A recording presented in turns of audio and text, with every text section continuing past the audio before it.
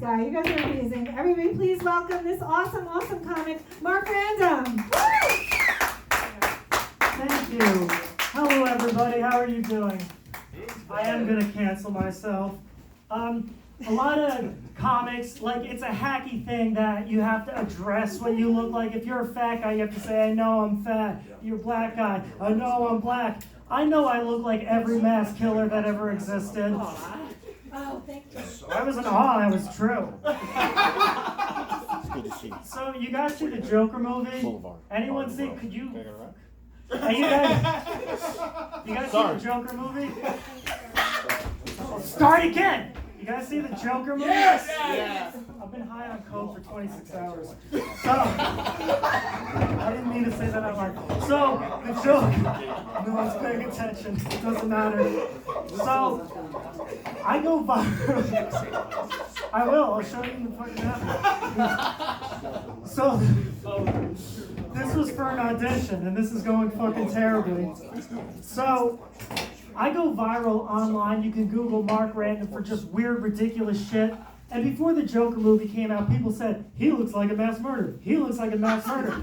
And then when that movie came out, now it's, he's Joaquin Phoenix's Joker. He's Joaquin Phoenix's Joker. And then I realized, how fucked up is how I look, where a mass murdering psychotic clown is an upgrade in how society sees me. Yeah.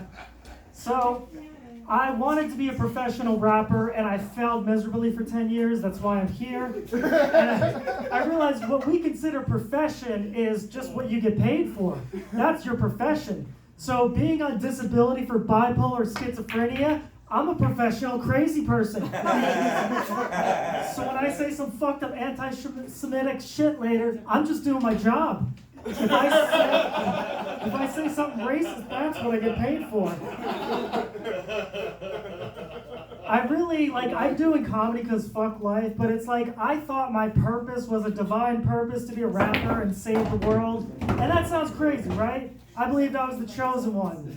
That's crazy. And people are like, why would I believe that, right? Because I was a bipolar schizophrenic with PTSD. I'll edit a laugh in there. But then they talk about, God, the downers I just did are kicking in, and it's fucking with my vibe. Son of a bitch. Oh, all right, so let me start this again. So it's good that people are kind of getting woke, and you talk about representation, how fucking black people are represented in the media, how gays are represented.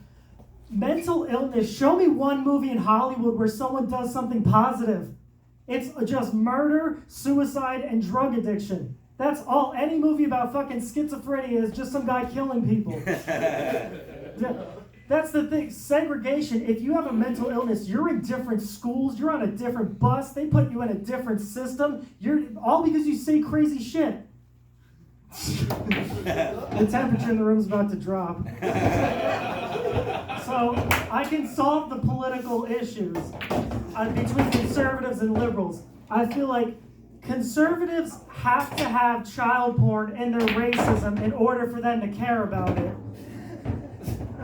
That should have gotten a better laugh. That was fucking funny.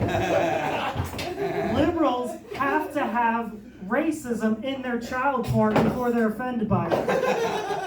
And that's kind of the cycle. All right. You guys remember that show, To Catch a Predator? Remember the show? Yeah. What failed dreams that person must have had. You're just now texting some pedophile. You're sending pictures to a kid and someone's jerking off to it. It's fucked up. The guy says, oh, could you get him to bring McDonald's? They're using pedophiles as Uber drivers before they were Uber drivers. Oh my God. And it's just, think about it. But here's the fucked up thing, is that show makes money on its ratings. So if this girl doesn't sex the pedophile good, she gets fired. She has to, that was a good one. She has to make the sale. If that woman doesn't sex enough pedophiles, she's getting thrown off the show. And I started to think, maybe that's what Jeffrey Epstein was. He was a global pedophile catcher. He had to make, wow, my delivery's going in a fucked up direction. He had to make the pedophile dreamland sellable. He had to, pedophile Disney World, that was the punchline. And I'm just going to move on to the next joke. I miss when the internet was a teenager and it was dial-up and it was just drugs and beheading videos and meeting people for sex. Now the internet's in its 20s and college and it's just political and activist and self-righteous. Well, what people don't understand is social media, the people controlling it that manipulate the narrative and program people, they're in their 20s and they're going to get older. They're going to get to their 30s and they're going to get misanthropic and nihilistic and not give a fuck. The internet, you're going to be canceled if you say, I like life, because they're going to be so hateful.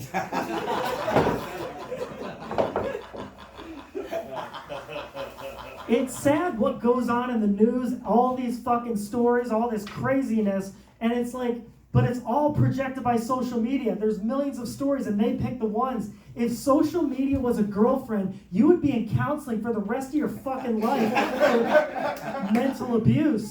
It's just showing you fucked up videos and gaslighting you and telling you everyone's out to get you and saying all these horrible things. Yeah. Woo! So, you guys hear about Nick Cannon? He was someone I really liked because what Nick Cannon did was Nick Cannon was on a podcast and he said, in the sentences, he was saying white people don't have melanin, so they're killers and savages and rapists and dehuman.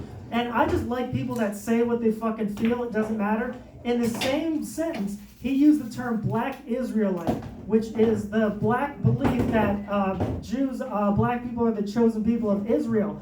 And then I bet if he fucking, fuck the punchline up. The punchline was, as he's trying to go back for his billion-dollar company, at that moment, I bet he really did wish the country was run by white Christian patriarchy. So, I have this theory, and this is going to be the most offensive. Where's the guy saying, cancel myself? Here, I'm going to cancel myself right here. I believe Auschwitz might have been a 5-star resort, and then they just had Jews complain a lot. And that's what slowly took it down. First, it was this nice Holiday Inn, and then they're clocking in, and then they're forced to work there because they're poor, and they can't get the towels enough. The pool breaks down. They can't get it to where they're like, fuck it, I'm losing my family because I'm working 16 hours a day. I can't afford to live in this Auschwitz resort. And then it slowly crumbles, and then business managers, and then they're like, fuck it, I don't care what happens to these people. I don't care if they have hot water. I don't care if gas comes out of the showers. That was, ended on that. RanDoM.com, there's a documentary about me. I'll edit the shit out of this and hope I can make something out of this because my future is going nowhere. I love you all. I'm sorry for who I am, but it is what it is. Oh my God! Let's hear it for Mark RanDoM. He's fucking amazing. Don't be sorry for who you are. I'm sorry for who I am. We're all